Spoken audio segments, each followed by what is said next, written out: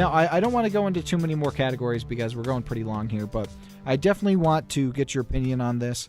Boss Baby's going to win animated feature, right? No. If they or is it Ferdinand? If Boss Baby starring wins, WWE superstar John Cena. If Boss Baby wins, they better just give it to the Emoji Movie at that point because the animation category is dead.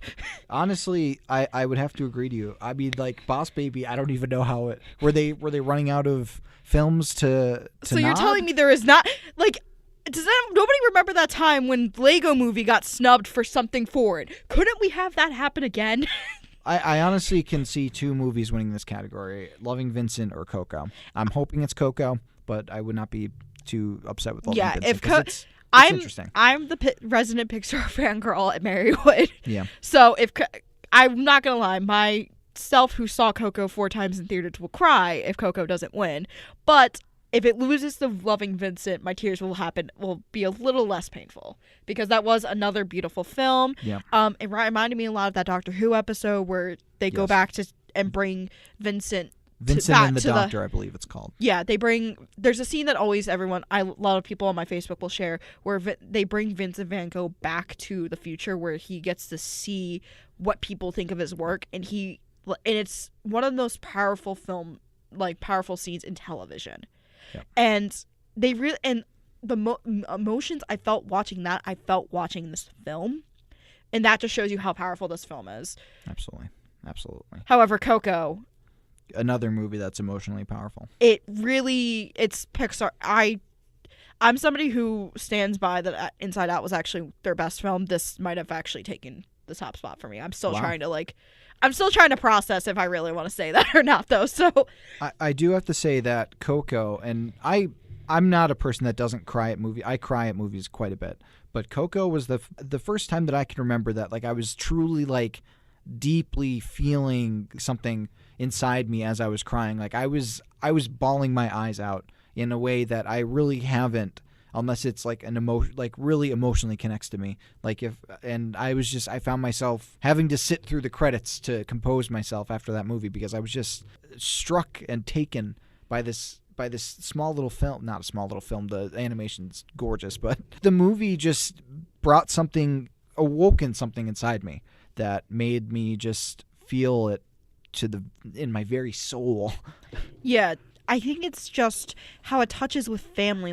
A lot of Pixar's films aren't always based in realism. This one was, which is a change. A lot of people may have been getting mad at me for this, but I compare this to Inside Out because it has the most realistic base to it. Because for those who may not be familiar with Coco, it's based around the Day of the Dead, Dia de los Muertos. It's a boy who tries to find his great-great-grandfather so he can get his blessing to become a musician when the rest of his family hates music. And because of that family connection, it really touches how Inside Out is this girl who's just about to start puberty, is just trying to fit in with her new world, and the emotions in her head are kind of just unsure of where to go because all of them focus on one emotion, but they don't realize that to be a healthy human being you need to kind of have all 5 emotions. And I hope that they win for best original song as well, for Remember Me, because that was a very powerful song, and I hope to God that This Is Me from Greatest Showman does not win. I don't want it to win. That is my problem with The Greatest Showman, is that how I, Tonya is a good biopic and it shows the flaws of its subject as well as the good things about them. The Greatest Showman does such a rewrite of history with Barnum and makes him seem like this saint of a man who's done nothing but goodwill to all mankind, when in reality he has not. Well, speaking of rewriting and writing, how about we talk about the screenplay categories real quick to end this? Yeah, I'm really happy with the nominees for adapted screenplay. It's Call Me by Your Name, The Disaster Artist, Logan, Molly's Game, and Mudbound. I think that Logan should win something because Logan was such a powerful It wasn't even a superhero movie. It transcended the genre. And that's why it's in this. And I think if it does not win compared to everything else nominated, I'm not going to lie, I will be angry. Yeah, I don't want Aaron Sorkin to win another award. Like he has enough. And The Disaster Artist was great, but like just basically took the script from The Room and just added the bio part, the biopic parts of it, and meta commentary on it. That's literally all that it is. And I love the movie. I thought it was a great movie. I had a lot of fun watching it, but I don't think that it should win this category. And Call Me by Your Name, I have major problems with that film. I feel like it fetishizes gay relationships. I feel like it fetishizes like an older, younger relationship and turns it into more of a pedophilic relationship. And so I don't mind the performances being nominated. I think the performances were wonderful. I just think the story itself is problematic. Well, with a Best Original Screenplay, we have The Big Sick, Get Out, Lady Bird, The Shape of Water, and Three Billboards.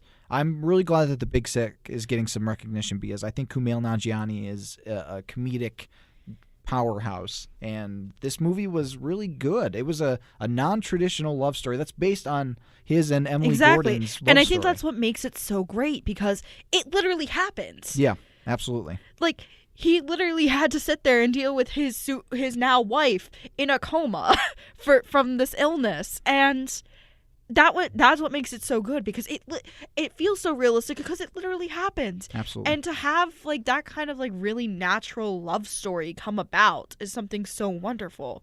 Speaking of natural stories, Lady Bird, another one that really feels like something that could happen. Yeah. Like, it feels like I was watching like some teen girl's like life kind of like in this one period of her life. And I think if I had to pick, this category is hard for me to really pick one because really all 5 of these show such a strong story. They're telling some kind of very important message, whether it's one that's more of a social commentary or one that's more just kind of like a general happier message. Mm-hmm. If I had to really pick one that I would want to win, I really would have to give it to Lady Bird, honestly. Okay, I can see that. It's definitely either Lady Bird or The Big Sick for me. Get Out is great, but I think it's going to win in other categories, and as it should. And I really think that honestly, The Big Sick for me is the one that I really want to win because I think it's not getting the recognition Oscars wise that it deserves.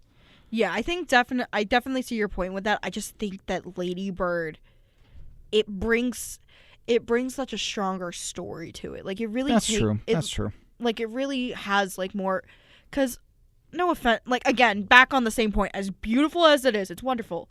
They didn't really have to rewrite that much considering it was their real life story. Lady Bird is a completely 100% original script. Not to lessen it. You're contending that it should be in the adapted screenplay. A little bit. It kind of deserves to be adapted, but based on real life doesn't technically count. It only qualifies for that if it's based off of a book or somebody's biography. Yeah.